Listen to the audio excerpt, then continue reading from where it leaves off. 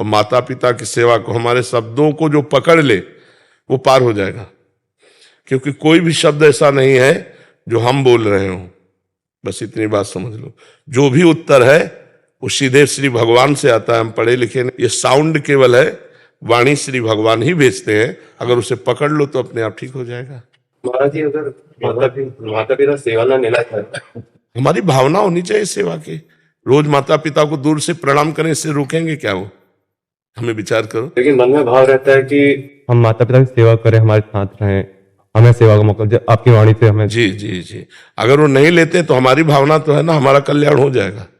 हमारी भावना उनकी सेवा करने की है, और जब वो सेवा लायक होंगे तो अगर देखे कि मेरे माता पिता असमर्थ है तो फिर उनकी आज्ञा की जरूरत नहीं, फिर दौड़ पड़े उनकी सेवा कर रहे। अभी समर्थ होंगे तो वो सेवा नहीं ले रहे, कोई बात नहीं, हमारी भावना तो है सेवा की। और जब वो असमर्थ होंगे तब ये भावना हम क्रिया रूप में परिणित कर देंगे। प्रत्यक्ष में नहीं कर पा रहे तो अर्थ के द्वारा कम से कम करते रहें। हाँ बिल्कुल, अर्थ की भी सेवा होती है।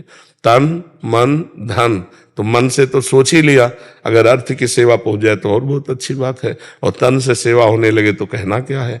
भगवान का स्वरूप होते हैं माता पिता, उनकी सेवा करना अनिवार्य होता है। महाराज जी, जैसे अब नाम जप करता हूँ तो जैसे ध्यान कार्य कर रहे हो वो आते हैं मन में, कोई उससे कोई फर्क नहीं पड़ने वाला। मन एक सीसीटीवी के जैसा है, वो अनंत जन्मों की सब चीजें भरे हुए हैं, और हमारा नाम जब उसको डिलीट करता जा रहा है तो वो आ नहीं रहे सांसारिक चीजें, वो जा रहे हैं सांसारिक चीजें। हमारा मन निर्मल होता जा रहा है, भजन से मन निर्मल होता है, निर्मल मन ही भगवत प्राप्ति करता है। निर्मल मन जन सो मोहि पावा, मोहि कपट छल छिद्र न भावा। खूब नाम जप करो, अगर सांसारिक चिंतन हो रहा है उससे कोई फर्क नहीं पड़ेगा, वो सांसारिक चिंतन रोज करो, डिलीट हो रहा है, और नाम जप चल रहा है तो हम भगवान के नजदीक पहुंच रहे हैं। महाराज जी, मैंने 20 साल से गुरु किया है, लेकिन स्पेन से आया हूँ, लेकिन मेरा डिसिप्लिन नहीं बनता है। मेरे गुरुजी ने पूना के, आनंद आता है लेकिन मेरा दिनचर्या नहीं होती। और मेरे जीवन में बहुत कुछ हुआ है कि किन्ने जादू टोना कर दिया, मैं कैसा बच के आया हूँ, आपके पास आया हूँ, मुझे पता नहीं क्या ये चीजें होते हैं। महाराज जी, मेरे से हुए, मेरे पत्नी पर किए गए हैं। हम मेरे पास इसका जवाब इसलिए नहीं है क्योंकि हम केवल परमार्थ का उत्तर देते हैं, भगवत प्राप्त। डिसिप्लिन कैसा हो मेरा? अब चूक ये बात तो आपको अपने गुरुजी से पूछनी चाहिए, क्योंकि हम जब बताएंगे तो कोई साधन बताएंगे, और वो उचित नहीं रहता कि गुरु के होते हुए किसी और संत का साधन स्वीकार करे। या तो उस पर गुरु भाव हो, और या फिर आप में गुरु देखता हूँ मेरे गुरु जी को। तो हम पहली बात तो कहते हैं कि यदि तुम नाम जप करते हो तो तुम्हारे ऊपर कोई जादू कर दे, ऐसा पैदा नहीं हुआ। नहीं, भारत का किसी भी जादूगर, किसी भी टोना, किसी तांत्रिक को बोलो हमारा प्रेमानंद नाम मोबाइल में फोटो होगी, वही फोटो से तंत्र कर दे। 12 घंटे खोल के बैठे रहते हैं, देखते ही रहते हैं वहाँ स्पेन में। हम इसीलिए कह रहा हूं आपसे कि अगर आपको विश्वास हो, अभी मेरा सिमरन कैसा हो बस। अब नाम पकड़ो, कौन सा नाम जप करते हो? जो गुरुजी ने मंत्र दिया है कि नाम दिया है? मंत्र दिया है। मंत्र अपवित्र दशा में नहीं जपा जाता, हर समय पवित्र थोड़ी रहते हो। हाँ, तो नाम नहीं दिया है मुझे। नाम जप करो। कौन सा आप बताइए? हम तो राधा राधा जपते हैं। राधा राधा जपो। हाँ, मंत्र और पवित्र अवस्था में। पवित्र अवस्था। अब फिर आप देख लेना, अन्य समय राधा राधा जपो, और जब पवित्र अवस्था तो गुरु मंत्र जपो। मानसिक गुरु जी का पहले ध्यान करो अपने, और उनको प्रणाम करो, और फिर गुरु मंत्र जप करो। और ये बात समझ लो कि आज के बाद आपके ऊपर कोई तंत्र मंत्र काम नहीं करेगा। हमारी बात समझ रहे हो? समझ गया मैं बिल्कुल। मुझे माफ करो, मुझे साफ करो, मुझे नव बनाओ, मुझे निर्मल बनाओ, मुझे कुछ की न बनाओ, मुझे प्रभु का प्रेम दिला दो। बिल्कुल, मुझे सिर्फ प्रेम चाहिए। पहली बात तो आप डरना नहीं आज से कि आपके ऊपर कोई तंत्र मंत्र कर देगा। दूसरी बात, हर समय राधा राधा राधा स्मरण करो, पक्का जो जो चाह रहे हो सब हो जाएगा। निर्मल बन जाओगे, नवीन बन जाओगे, भावात्मक बन जाओगे, प्रेमी बन जाओगे। बस शुरू करो। राधे राधे महाराज जी। महाराज जी, आध्यात्मिक दृष्टिकोण से असफलता का क्या अर्थ है? भगवत विस्मरण।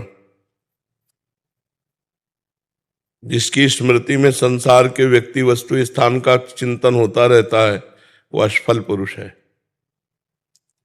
और जिसका अव्यावृत भजनात् अखंड तैल धारावत निरंतर भगवान की स्मृति, वो अध्यात्म में सफल हो गया।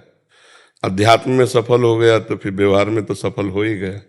जिसका निरंतर भगवान का चिंतन चलता रहता है, हाँ, सब साधन कर यह फल सुंदर, प्रभु पद पंकज प्रीति निरंतर। समस्त साधना का ये सुंदर फल है कि प्रभु के चरणों का निरंतर ध्यान, निरंतर चिंतन चलता रहे। राम कृष्ण हरि राधा जो नाम प्रिय हो निरंतर चलता रहे, और हमारे को किसी भी द्वंद से कोई भी उद्वेग न हो। मान करे तो हर्ष न हो, अपमान करे तो शोक न हो, निंदा करे तो हमें दुख न हो, स्तुति करे तो हमें सुख न हो। जय हो या पराजय, सुख हो या दुख, मान हो या अपमान, सबको समान रखकर निरंतर नाम जप करना, यही अध्यात्म की सफलता है। और द्वंद्वों में फंस जाना और भगवान का विस्मरण हो जाना, यही अध्यात्म की असफलता है। भोगों में फंस जाना, यही अध्यात्म की असफलता है। महाराज जी कह रहे हैं कि विद्यार्थी हैं, तो उस दृष्टिकोण से जब असफलता मिलती है तो अध्यात्म की दृष्टि से देखा जाए तो असफलता का क्या रूप रहेगा महाराज जी? मेरे प्रयास में कमी नहीं होनी चाहिए, और फिर अगर हम फेल हो जाते हैं तो फिर हमारा प्रारब्ध भोग है। अन्यथा अपने प्रयास की तरफ देखना चाहिए कि मेरी पढ़ाई में, हम तो ये कहते हैं विद्यार्थी का फेल होना हो ही नहीं सकता, क्योंकि विद्यार्थी के क्लास के अनुसार ही प्रश्न किया जाता है। क्लास से बाहर प्रश्न नहीं किया जाता कि आप 7 क्लास में हो, आपको 8 क्लास के, 9 क्लास के, ऐसा नहीं है। आप अगर 7 में हो तो 7 की क्लास के, और आपकी बुक से किया जाएगा तो आप उत्तर क्यों नहीं दे पाए? क्योंकि आपका एक चैप्टर है, उस चैप्टर में आप प्रवीण क्यों नहीं बने? साल भर दिया जाता है आपको जीतने के लिए, 1 वर्ष दिया जाता है। 1 वर्ष में परीक्षा होती है, जो क्लास परिवर्तन होता है तो 1 वर्ष सालाना परीक्षा के बाद ही तो होती है। तो 1 वर्ष तक आप क्या करते रहे? आप अगर सही प्रश्न का उत्तर दिए तो मुझे ऐसा नहीं लगता कि टीचर लोग हमारे सही उत्तर में नंबर ना दें। क्यों ऐसा हो सकता है सही उत्तर में नंबर ना दें? अगर वो ऐसा करते हैं तो महान पातक करते हैं, वो महान अपराधी हैं। अगर ऐसा करते हैं, मुझे तो लगता है ऐसा नहीं करेंगे कि अगर हम सही उत्तर, सटीक उत्तर दिया है तो नंबर उनको देना पड़ेगा। गुरुजी कंपटीशन है, एग्जाम में ऐसा नहीं होता ना, उसमें महाराज जी कुछ जैसे अभी पढ़ाई हो गई, ग्रेजुएशन यहाँ हो गई, उसके बाद आईएएस या आईपीएस आदि की तैयारी करते हैं जब बच्चे, तो कहीं से भी हर फील्ड का ज्ञान होना चाहिए उन्हें। उसके लिए तो अब इतनी पढ़ाई कर चुके हो तो तुम्हें हर फील्ड का ज्ञान नहीं है? योग्यता के अनुसार ही प्रश्न होगा। मुझे ऐसा नहीं लगता है कि जो चैप्टर आपसे अछूता हो उसके विषय में पूछा जाए। जैसे जीके होती है, जनरल नॉलेज होती है ना गुरुजी, उसमें तो कुछ भी पूछ लेते। तो हमको जनरल भारत के अंतर्गत पूछेगा, विदेश के अंतर्गत पूछेगा, तो हमारी खोपड़ी इतनी बड़ी कि हम ब्रह्मांड को पूरा याद कर सकते हैं। अगर हम ब्रह्मचर्य से सही चले और अपनी पढ़ाई पर ध्यान दें तो कोई ऐसी बात नहीं जो हम बोल ना सके, कोई ऐसी बात नहीं। जैसे आप कितने सीढ़ियां चढ़ के आए, तो अंजाद में तो लगभग तुरंत बोलना चाहिए 40 नहीं, 40 तो नहीं, 35 है, नहीं आप गिन लीजिए। आपको अपने उत्तर में बिल्कुल फिट, वो गिनने थोड़ी जाएंगे। अच्छा चलो दूसरा प्रश्न, अपने को बिल्कुल सटीक उत्तर देने के लिए एकदम विश्वासपूर्ण रहना है। ऐसा नहीं हो सकता, नहीं जी ऐसा है, आप प्रमाणित कीजिए बिल्कुल उसमें। तो उसके लिए आपको ब्रह्मचर्य और अपनी विद्या और सब अध्ययन और सब जानकारियां, हम जिस डिपार्टमेंट में जाना चाहते हैं हमको हर जानकारी रखनी है। तो ऐसे थोड़ी, अब जैसे अपने लोग हैं, अब ज्ञान मार्ग का प्रश्न कर दो आप, या भक्ति मार्ग करो या कर्म मार्ग करो, अष्टांग योग का करो, आपको हर उत्तर मिलेगा। तो गुरुजी आप जैसी बुद्धि कहाँ से मिले? ब्रह्मचर्य से। आज का नौजवान इसी से तो पतित हो रहा है, चाहे वो बच्ची हो चाहे बच्चा हो। ऐसा हवा चल गई, अब तुम करोगे बॉयफ्रेंड, करोगे मनोरंजन, तो स्कूल का जो प्रश्न आएगा उसका उत्तर कौन देगा? तुम्हारी बुद्धि वैसे ही भोगों में रम गई। इसीलिए तो ब्रह्मचर्य रहने की बात हम कहते हैं। तो अगर ब्रह्मचर्य नहीं रहोगे, नाम जप नहीं करोगे, तो बुद्धि तो मंद हो ही जाएगी। फिर अपने ही क्लास का उत्तर नहीं दे पाओगे, फिर सार्वजनिक जो जानकारियां हैं उनको कैसे आप जान पाओगे? अब हम गृहस्थी में नहीं गए, लेकिन आप गृहस्थी का कोई भी प्रश्न पूछो, हर उत्तर आपको मिलेगा। एक बार सुन लिया, हमारे दिमाग में बैठ गया, दिमाग को वहीं लगा दिया, दिमाग को लगा दिया, वही बात अनुभव हो गई, वही तुम्हें बोल दिया। जी उल्लास दत्ता माने जी। राधे राधे। राम कृष्ण हरि विठ्ठला केशवा। राधे राधे महाराज जी। महाराज जी आपने अपने 2-3 सपनों के बारे में बताया कि सपनों में विठ्ठल जी आए, और इन बातों को नहीं कहना चाहिए, इनको छुपाना चाहिए। जो भागवतिक प्रश्न है, अपनी साधना में जो कमजोरी हो तो प्रश्न करना चाहिए। जो हमें प्रसाद मिला है जैसे स्वप्न में या भाव में, तो उसे में छुपा लें। महाराज जी कह रहे हैं कि वैसा ही हम प्रकट में दर्शन पाना चाहते हैं। हाँ, तो पहला स्वप्न में हो गया, खूब नाम जप करो, खूब आंसुओं से सींच कर भगवान को पुकारो, वो साक्षात भी दर्शन देंगे। वो है जो स्वप्न में है वही जागृत में आ जाएंगे। पर खूब नाम जप करो, नाम जप से ही होता है। नामदेव, तुकाराम, जितने भी महापुरुष हुए सब नाम के बल से हुए कि नहीं? नाम के बल से। विठ्ठल विठ्ठल विठ्ठल, जय राम कृष्ण हरि, जय राम कृष्ण हरि। अरे कितना आनंद, मंजीरा उठाओ, शुरू कर दो 1 घंटा जय राम कृष्ण हरि, देखो कैसा आनंद आता है। भगवान के नाम में अपार आनंद है। हमें लगता है महाराष्ट्र में तो कीर्तन प्रधान भजन है, कीर्तन ही प्रधान है। नाम गुण लीला का गायन करते हुए खूब कीर्तन करना, खूब कीर्तन करो। मद भक्ता यत्र गायंती तत्र तिष्ठामि नारदः, जहाँ मेरे भक्त गायन करते मेरे गुण नाम रूप लीला का, वहीं मैं विराजमान रहता हूँ, भगवान ऐसा कहते हैं। तो खूब नाम जप करो, भगवान का दर्शन कोई दुर्लभ थोड़ी है। नाम कीर्तन और नाम जप से भगवान का दर्शन पाया जा सकता है, प्रगट में जैसे स्वप्न में देखा जी। डॉक्टर सत्या सारस्वत जी, श्री हरिवंश महाराज जी।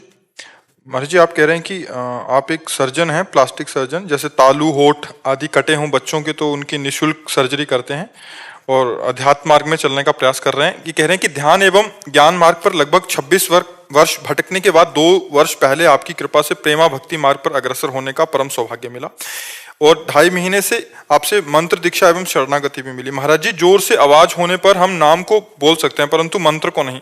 मंत्र जप में ध्वनि से व्यवधान होने पर एकाग्रता के लिए क्या करें? हाँ, हमने इसका अभ्यास किया था, शायद सत्संग में बताया भी है। अभ्यास से बहुत बड़ा बल मिलता। हमको जब परेशानी होती, जब गांव में कोई ब्याह वगैरह होता, बड़े बड़े भोपो जब बजते, तो जो जिस आश्रम में रहते तो बिल्कुल सीधे वहां सुनाई देता, तो बहुत विक्षेप पड़ने लगा। हमें पहले भोजन में विक्षेप पड़ा तो अभ्यास बनाया भोजन का, फिर बात करने में विक्षेप पड़ा तो बात करते हुए सामने वाले के मुख पे नाम लिखना, उससे उसका समाधान हुआ। तो अब ऐसा अभ्यास है कि आप नगाड़ा बजाओ, हमारा उतने ऊंचे स्वर से अंदर से मंत्र चलेगा, मंत्र में विक्षेप नहीं पड़ सकता। आप चाहे हमारे कान में आकर के पूरा साउंड खोल दो तो भी हमारे मंत्र में विक्षेप नहीं पड़ेगा। अभ्यास, तो हम ऐसा अभ्यास करें, हम उसको विक्षेप पहले ही मान लेते हैं। जैसे साउंड बजा, कोई गाना बज रहा है, कोई ऐसी बातें हो रही हैं या कोई अच्छी, तो हम उसको पहला काम क्या करते हैं? विक्षेप मान लेते हैं। अब हमारी धारणा बन गई कि विक्षेप है। हमको तुरंत सोचना है कि हमको मजबूत होना है, इस स्थिति में भी मंत्र नहीं छोड़ना है। पक्का साउंड बज रहा है, हम एक एक अक्षर मंत्र का चिंतन कर रहे हैं, सामने मंत्र लिखते जा रहे हैं, एक एक अक्षर, एक एक। हम उसे मानते ही नहीं कि विक्षेप है, हम और आनंद में हो जाते हैं। हमारा आनंद अंदर का झूम रहा है, बाहर से वो बैंड बज रहे हैं, हमें क्या फर्क पड़ना है। पर ये अच्छे अभ्यास से होगा, अभी तो विक्षेप पड़ेगा। और अच्छा अभ्यास हो जाए तो फिर दुनिया के चाहे बैंड बजे, अपने कोई फर्क नहीं हो। हम अगर आंख मूंद के बैठ जाएं, जैसे तबला, हारमोनियम, ढोलक सब बज रहे, वैसे हल्की सी आवाज सी लगती कुछ हो रहा है, बस खत्म। अपने सामने मंत्र लिखा चल रहा है, उसी का चिंतन कर रहे हैं। इतने रूप हैं, सुबह से इतनी भीड़ थी, एक भी व्यक्ति का चिंतन नहीं, क्योंकि हर व्यक्ति में भगवान का दर्शन करते हुए, हर व्यक्ति में भगवान का भाव करते हुए, सबको देखते हैं, सबको ऐसे देखते हैं, लेकिन सबको देखते हुए किसी को नहीं देखते, अपने भगवान को देखते हैं, अपने भगवान को प्रणाम करते हुए ऐसे। तो हम हर विघ्न को साधना बना लें, कोई भी विघ्न हमें परास्त न करे, हर विघ्न को साधन बना ले। तो हमें जब साउंड हो तो उस समय साउंड में लिखा और फिर चिंतन उसका किया। जब तो नहीं हो पाएगा क्योंकि अभ्यास नहीं, तो लिख तो सकते हैं ना, रा धा, क्योंकि सुनने में विक्षेप पड़ेगा, श्रवणेंद्रिय को बाधापूर्ण, तो हम लिख लेते हैं राधा, तो अंदर से आएगा भी राधा। और वही जब होगा तो साउंड से ज्यादा जोर अंदर होने, जितना साउंड बजेगा उतना ही जोर अंदर आने लगेगा। वो एक दैवी कृपा होती है, भागवती कृपा होती है। जब आप प्रयास करोगे तो आपके अनुभव में आने लगेगा। ठीक है गुरुजी, जैसे राधा राधा तो चलते फिरते बोल सकते हैं, जो ओम कृष्णाय हरे वासुदेवाय वाला मंत्र उसको भी चलते फिरते बोल सकते हैं। अपवित्र दशा में ना बोलो तो अच्छा रहेगा। पवित्र हो तो चलते फिरते बोल सकते हो। फिर उसको बैठ के ही जपना पड़ेगा। नहीं, अगर पवित्र तुम्हारे कपड़े हैं और शरीर पवित्र है तो आप चलते फिरते भी जप सकते हो, नहीं तो फिर नहा धो के बैठ के जपो से, ठीक है। स्वप्न बहुत ज्यादा आ रहे हैं तो विचारों के ही वो उसमें रहता है। स्वप्न बहुत ज्यादा आते हैं। अच्छा, मुझे तो लगता है अगर ठीक समय से नींद लो तो स्वप्न की गुंजाइश ही नहीं है। अब 24 घंटे में 3-4 घंटे अगर लेटोगे तो बेहोश होकर सो जाओगे कि स्वप्न तो तब आते हैं जब अधिक समय हम लेटते हैं। नींद से अधिक समय लेटते हैं तो मन स्वप्न में चला जाता है, नहीं तो होश ही विचार जो हम ज्यादा करते हैं उससे भी स्वप्न आते हैं। स्वप्न का कोई अस्तित्व तो नहीं है, बिना विचार के भी आते हैं, उठपटांग भी आ जाते हैं, भागवतिक भी आ जाते हैं, संसारिक भी आ जाते हैं, उनका कोई तारतम्य नहीं है। स्वप्न का कोई तारतम्य नहीं, क्योंकि हम बेसुध है। अब उस समय जो तरंगा उठ रही माया के द्वारा वही आ गई सामने। अब जैसे भगवान आ गए या भगवान के भक्त आ गए, ये कृपा हुई कि स्वप्न में भगवान या भगवान के भक्त आ गए, नहीं तो बेमतलब उठ पटांग की भी बातें तो आती है, नहीं आती, उनका कोई तारतम्य अपने जीवन से नहीं है, फिर भी वो आती है। कि जैसे शरणागति जब हुआ था उस समय पर श्री हरिवंश महाप्रभु जी को स्वप्न में दोहरी मगर मंत्र में देखा, तो इसका भी कुछ। हाँ, क्योंकि आचार्य के आने पर ही तो शरणागति सिद्ध होती है। आचार्य और जो भी अनुभव होता है उसे चुपचाप छुपाता रहे, किसी से न बताए। अच्छा, गुरु से इसलिए बताने की जरूरत नहीं कि वही तो आए थे, चाहे आचार्य हो, चाहे गुरु हो, चाहे इष्ट हो, एक ही है। भक्ति भक्त भगवंत गुरु चतुर नाम बपु एक, वही एक परमात्मा ही भक्ति है, वही भक्त है, वही गुरु है, वही इष्ट है, उसमें कोई अंतर दूसरे से बताने की कोई जरूरत है नहीं। इसलिए उसे गुप्त, और गुप्त रखना बड़ा कठिन है, क्योंकि अहंकार गुप्त रहने नहीं देगा। वो चाहता है कि 4 लोग सुने कि हम में कुछ विशेषता है, तो हमें लगता है उस अहंकार को दबा देना चाहिए, वो विशेषता बढ़ती चली जाएगी। डॉक्टर ओम प्रकाश गुप्ता जी, मेरठ से। महाराज जी, मैं एक चिकित्सक हूँ। महाराज जी, उसमें काफी व्यस्त रहता हूँ। महाराज जी, हनुमान प्रसाद पोद्दार जी राधा बाबा के शरणागत हूँ। पोद्दार जी को मैं सदगुरु मानता हूँ। उनकी जो पुस्तिका है उसमें से सब में भगवान को देखना, भगवत कृपा पर अटूट विश्वास और भगवत नाम का अनन्य आश्रय। महाराज जी, स्वामी जी की इन 3 बातों को ही मानता हूँ और उनके बताए हुए मार्ग पर चलने की कोशिश करता हूँ। गुरु मंत्र और राधा नाम का निरंतर जाप करता हूँ। कृपया मेरा मार्गदर्शन करें जिससे बाबा और बाबू के बताए हुए मार्ग पर चल सकूं। बकाया क्या रह गया फिर? इसी में पूर्णता है। और ये गुण साधन ते नहीं होई, तुम्हारी कृपा पाव कोई कोई। तो शरणागत महापुरुषों के हैं तो हमें दृढ़ विश्वास रखना चाहिए कि मेरे साधन से असाधन का त्याग होगा, पर मेरा काम तो बाबूजी की कृपा से होगा, भाई जी की कृपा से होगा। जब हम कृपा पर आश्रित हैं तो हमें फिर साधन हम जो कर रहे हैं वो करना ही चाहिए, क्योंकि साधन नहीं करेंगे तो असाधन बनेगा, असाधन बनेगा तो अंतःकरण मलिन होगा, भगवत साक्षात्कार कम कर नहीं पाएंगे। तो साधन करने से अंतःकरण पवित्र हो रहा है, असाधन का त्याग हो रहा है, पर भगवत प्राप्ति तो कृपा से होगी। तो हमें जब कृपा से होगी तो हम बहुत रो सकते हैं उनके लिए कि कृपा करो और हमें भगवत साक्षात्कार करा दो। एक बार भाई जी से, हनुमान प्रसाद पोद्दार जी से भाव में थे तो बहुत निज जनों ने प्रार्थना की कि आप राधा कृष्ण का दर्शन करा दीजिए। तो उनका सत्य मानिए, यदि ऐसा सिद्धांत होता तो मैं बिना भजन किए सबको करवा देता, पर बिना भजन किए भगवान का साक्षात्कार अत्यंत कठिन है। इसलिए खूब नाम जप करो, सब में भगवत भावना करो, हर कर्म प्रभु को समर्पित कर दो, इसी से भगवत प्राप्ति की योग्यता अपने आप हो जाएगी। बहुत सुंदर है। और चिकित्सा रूपी पूजा मरीज रूपी भगवान की आप रोज कर ही रहे हो, तो खूब अच्छे से अच्छे जितने प्रवीणता पूर्वक हम किसी मरीज के दुख को दूर कर पाए, यही हमारी भगवान की आराधना हो जाएगी। खूब नाम जप करो, महापुरुषों के आश्रित रहो। प्रवीण कुमार जी, दिल्ली से। श्री हरिवंश महाराज जी। महाराज जी, मैं अपने पूर्वजों के लिए थोड़ा चिंतित हूँ। मेरे परिवार में आज तक जितनी भी मृत्यु हुई है वो अकाल ही हुई है। जैसे किसी ने खुद को आग लगा लिया, किसी ने खुद को जहर खाकर, किसी को फांसी लगा ली। महाराज जी, मैं एक संतान या एक भाई होकर उनका कैसे उद्धार कर सकूं और आगे के क्रम को कैसे रोकूं? वैसे मुझे लगता है एक बार संस्कृत से अगर भागवत सप्ताह अपने घर में करवा लो तो ये विचार आया था, तो करवा लो।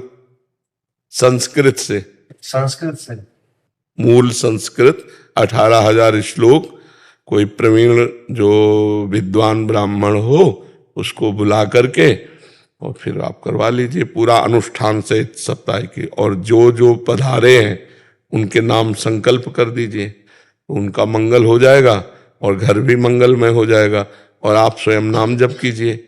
कोई नशा तो नहीं करते? करता था, अब छोड़ दिया। अब नहीं करते ना?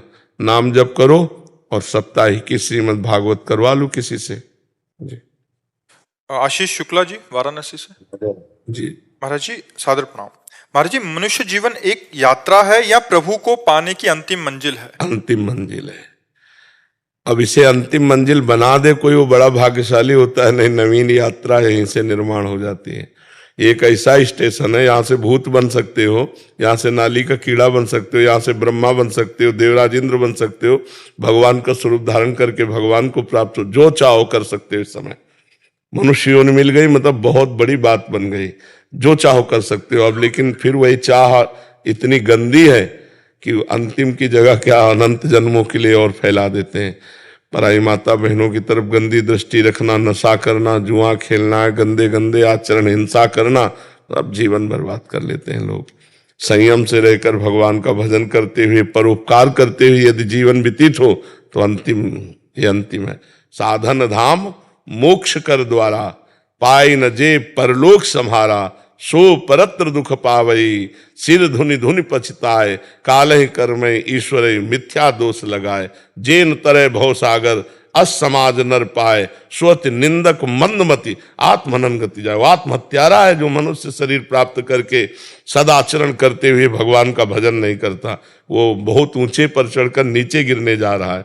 अधा पतन इसे कहते हैं। 84 लाख योनियों में सर्वश्रेष्ठ योनि मनुष्य योनि। अब इसके बाद तो फिर गिरना ही पड़ेगा, या अंतिम कर लो या गिर जाओ, दोनों बातें हैं। जी मधु पांडे जी गाजियाबाद से। राधे राधे महाराज जी। महाराज जी, आपके बताए 2 दिन पहले के एकांतिक में गुरु के शरीर बिछड़ने का विषाद से प्रश्न उठा कि साधक को किसी भी शरीर संबंधी से मोह राग नहीं रखना चाहिए। फिर माता पिता क्यों ना हो, तो फिर ये गुरु जी का शरीर से भी तो हम क्यों ग्रसित हो रहे हैं? वो तो तत्व रूप हैं। क्या ये साधक का स्वार्थ होगा विलाप करना, जबकि ये पता हो कि गुरुदेव को श्री जी मिल गई, उनकी आराधना पूर्ण हुई? नहीं, इसमें प्रेम होता है। जैसे श्री विठल विपुल देव जी महाराज, स्वामी किसका प्रश्न है? स्वामी हरिदास जी के शिष्य है ना।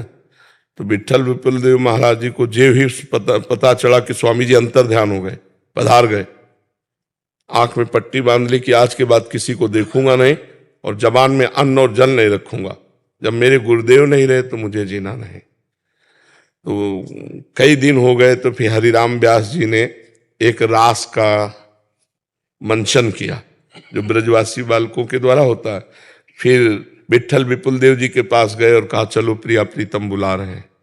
तो हरिराम व्यास जी गए, बड़े महापुरुष हैं, तो आ गए। तो प्रियाजू से कहा इनकी आंख की पट्टी खोलो, तो इनको अपनी जूठन पवाओ, क्योंकि कुछ पाया नहीं, आंख की पट्टी नहीं खोली। तो प्रियाजू ने दौड़कर उनकी आंख की पट्टी खोल दी। जो ही खोली देखे सामने प्रिया प्रीतम। उनका स्वामी जी कहाँ है? स्वामी हरिदास जी। उनका वो तो अंतर ध्यान हो गए, उसी समय शरीर छोड़ दिया, उसी समय प्राण छोड़ दिया। कुछ खाने पीने और देखने की बात है उसी। ये गुरु प्रेम होता है कि तत्व रूप में तो पहले भी थे आप, लेकिन हमारा कल्याण नहीं हुआ। हमारा कल्याण हुआ जब आप आकार रूप धारण किए। आकार रूप से आए तभी तो मुझे उपदेश मिला, तभी तो मैं समझ पाया। तत्व रूप में तो आप पहले भी थे, हमारे भी हृदय में थे। अखंड मंडलाकारम व्याप्तम येन चराचरम, लेकिन काम तो नहीं बनाना। काम तो हमारा तब बना जब आप आकार रूप में। तो मुझे इस आकार से कल्याण हो रहा है, इसलिए मैं इस आकार पर प्रेम करता हूँ। ये मोह नहीं, ये प्रेम है, गुरु प्रेम है। कि अब पर ये सत्य है कि शरीर तो जाना ही है, हमारा हो या आपका हो, एक न एक दिन तो जाना ही है। ये बड़े सौभाग्यशाली वो शिष्य हैं जो अपने गुरुदेव के सामने पधार जाते हैं। अपने गुरुदेव के लिए ऐसा सुनने को भी ना मिले कि वो पधार गए, हम पहले ही पधार जाए। ये तो बड़े सौभाग्य का विषय होता है, पर प्रायः हर महापुरुष को यहाँ से जाना पड़ता है। जी। दीपिका आर्या जी। राधे राधे महाराज जी। महाराज जी, आप कह रहे हैं कि वृंदावन से कभी भी कोई कॉल आता है या किसी भी कारणवश कोई भी फोन आदि आता है तो ये समझते हैं कि ये इशारा है वृंदावन जाना है। महाराज जी, बांकी बिहारी जी करते हैं या मन की चाल है ऐसा वृंदावन आना? नहीं, अब उसको चाल में तो न लीजिए। अगर वृंदावन धाम से किसी, मान लो किसी नाते रिश्ते संबंध से फोन जा रहा है, तो श्रीपाद प्रबोधानंद जी महाराज कहते हैं यदि कोई वृंदावन का तुम्हें स्मरण कर ले तो तुम्हारे अहोभाग्य, क्योंकि भगवान के धाम का वासी आपको स्मरण, पर उसमें ये देखे कि गलत स्मरण तो नहीं है, क्योंकि आपका स्त्री शरीर है। मुझे ऐसे होता है कि जैसे ऐसे फोन आता है कि आपको यहाँ पे प्रॉपर्टी लेनी है, तो मैं समझ जाती हूँ कि बाकी बिहारी बुला नहीं, इसमें थोड़ा भावुकता कम रखिएगा। अगर पुरुष शरीर होता है तो उसके लिए थोड़ा दूसरा विधान होता है, आपका शरीर दूसरा विधान। वो पवित्र संकल्प वाला, पवित्र आचरण वाला, पवित्र भाव वाला आपको स्मरण कर रहा है, या कोई आपको किसी भी तरह फंसाना तो नहीं चाहता, ये सावधानी रखनी है। काल आ रहा है, बिहारी जी कर रहे हैं, बात ठीक है, लेकिन बिहारी जी रोल कौन सा कर रहे हैं? अगर वो रोल ठीक नहीं है तो हम यही मानेंगे कि हमको फंसाया जा रहा है। हम बहुत संभल करके, बहुत संभल, प्रगट वृंदावन का खेल अलग है और चिदानंद वृंदावन का खेल अलग है, ये बात ध्यान रखना जी। सक्षम राहुल जी इंदौर से। राधे राधे महाराज जी। राधे राधे महाराज जी, आपके चरणों में कोटि कोटि प्रणाम। महाराज जी, मैं एक कवि हूँ। कवि सम्मेलनों एवं मंच कार्यक्रमों के माध्यम से प्रेम एवं भक्ति की कविताओं को लोगों के बीच सुनाता हूँ। पर महाराज जी, आजकल जो युवा हैं उनको, जिसमें कलाकार द्विअर्थीय संवाद, अश्लील टिप्पणियां, गाली को कविता बताकर प्रस्तुत करते हैं, वो ज्यादा अच्छा लगता है। महाराज जी कह रहे हैं कि बहुत कष्ट होता है। मित्रजन कहते हैं कि काहे ऐसी कविताएं पढ़ते हैं जिन लोगों को पसंद ना हो, आजकल की पीढ़ी के अनुसार चले। तो महाराज जी, मन बहुत विचलित रहता है कि आत्मविश्वास बहुत कमजोर हो गया है। नहीं, आत्मविश्वास कमजोर नहीं हो गया, भजन करो, संयम से रहो। और हम कह रहे हैं हम थोड़ी अश्लील बातें बोलते हैं, शुद्ध अध्यात्म की चर्चा होती है और सब लोग प्यार करते हैं। वैसा नहीं कि समाज इतना गंदा हो गया है। इतना गंदा हो जाए तो जिस समय रात्रि में रजाई नहीं छोड़ी जाती, उस समय छोटे छोटे बच्चे, माताएं, बहनें सब रोड में घंटों खड़े इंतजार करते हैं। तो हमें लगता है हमको अपनी शैली सुधारनी पड़ेगी। हमको वाणी में ओज और तेज धारण करना होगा, जिससे हमारे बोलते लोगों के चित्तवृत्ति हमारी तरफ आ जाए और हम आनंदित कर पावे। हम अपनी कमियों को ढूंढें, हम समाज में कमियां ना ढूंढें। तो हमें लगता है अगर हमारी वाणी में ओज है, हमारी वाणी में तेज है, हमारी वाणी में कुछ है, तो सामने वाला प्रभावित होगा। नहीं है तो भी कैसे प्रभावित होगा? ऐसा नहीं कि सब लोग गंदी बात सुनने वाले हो। तो हमें लगता है हमें अपनी वाणी को संभालना होगा। हमें ऐसे चयन करने होंगे कवित्व जिससे लोग आकर्षित हो जाए, लोग आनंदित हो जाए। हम लोगों पर दोष दर्शन ना करें कि लोग जो है गंदी बातें सुनना पसंद नहीं, ऐसा नहीं। समाज असली में वो सुख चाहता है, चाहे जो कुछ सुने या देखे वो सुख चाहता है। अगर सुख मिलेगा तो आकर्षित होगा, सुख नहीं मिलेगा तो आकर्षित नहीं होगा। तो हमें भगवान से साधना करके ऐसी बात लानी है जिससे सुख मिले। और देखो, कभी कभी एकदम सैड भी रहना ठीक नहीं है। अब समाज आई तो कुछ पॉइंट ऐसे भी रखो जिसमें खिलखिला के हंस दे। थोड़ा उनकी दिनचर्या में घुसो गृहस्थी की, कुछ ऐसे पॉइंट निकालो जो उनकी दिनचर्या की बात करोगे और हंसी मजाक, तो फिर उनका मन लगेगा। अब एकदम उदासीन और सैड सॉन्ग मानो तो फिर हाँ, तो सब कहेंगे यार रोने थोड़ी आए यार, थोड़ा तो मनोरंजन। कवि का मतलब होता है हंसा दे, प्रसन्न कर दे, आकर्षित कर दे, थोड़ा ऐसा, ठीक है ना जी। जीवन में आज तक पूरा प्रयास कर रहा हूँ कि श्री जी के और कृष्ण जी के सेवा में निरंतर मेरा एक एक क्षण लग जाए। लेकिन मैं कभी शिकायत भगवान से या श्री जी से नहीं किया है। निरंतर सेवा में रहता हूँ, लेकिन पता नहीं है, मार्गदर्शन के लिए आया हूँ। भयंकर पीड़ा हो रही है, भयंकर। किस बात की?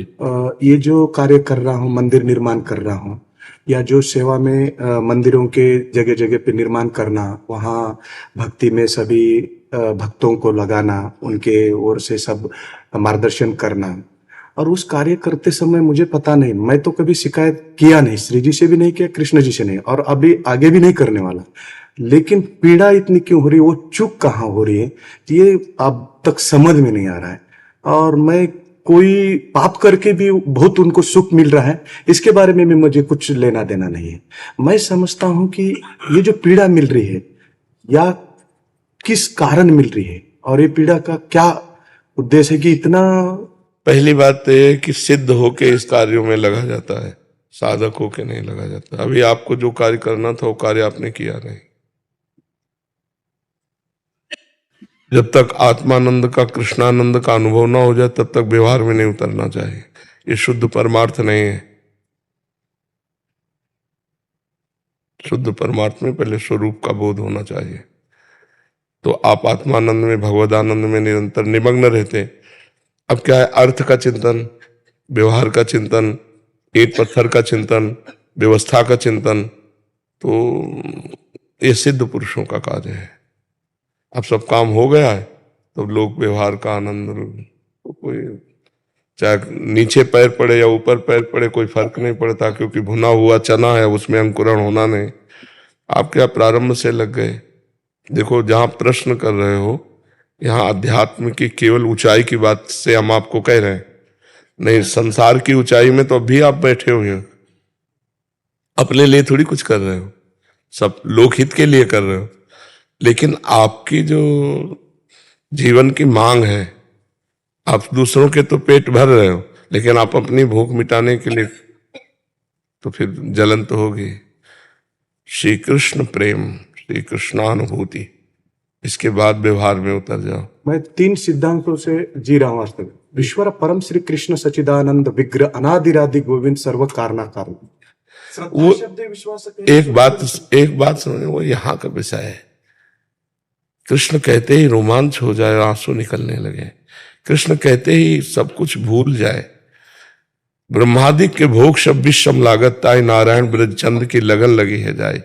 मतलब एक व्याकुलता भगवान के लिए, हर समय भगवान का चिंतन। हमारे शब्दों को पकड़िए, अभी ईंट पत्थर का चिंतन होता है, रुपए का चिंतन होता है, डोनेशन कहाँ से आएगा, कैसी व्यवस्था, क्या व्यवस्था, ये सब व्यवहार का चिंतन होता होगा।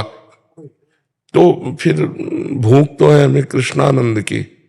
सच्चिदानंद विग्रह का साक्षात्कार नहीं किया तो सच्चिदानंद विग्रह कहने से क्या होगा। शरीर आसक्ति आपकी पूर्ण है, अभी उस पर कोई फर्क नहीं पड़ा। जब हम अपनी दृष्टि से देख रहे हैं तो शरीर आसक्ति पूर्ण है, उसमें कोई फर्क नहीं पड़ा। व्यवहार आसक्ति पूर्ण है, उसमें कोई फर्क नहीं पड़ा। देखो, इस समय जैसे हम बात कर रहे हैं ना, तो आपके लिए सिर्फ बात कर रहे हैं। दुरादपाश स्वजनान, स्वजन कहने वाले इस शरीर संबंधियों का त्याग नहीं है नहीं है। सुखमर्थ कोटिम, रुपए के द्वारा प्राप्त होने वाले करोड़ों प्रकार की चिंताएं वो हैं। और फिर सर्वेशु साधन वरिष्ठ चिरम निराशा, समस्त साधनों से भी चिरकाल तक नैराश्य को प्राप्त होकर श्री कृष्ण या किशोरी जी के चरणों का पूर्ण भरोसा और उसी में तन्मय, ये भी नहीं है। फिर कैसे?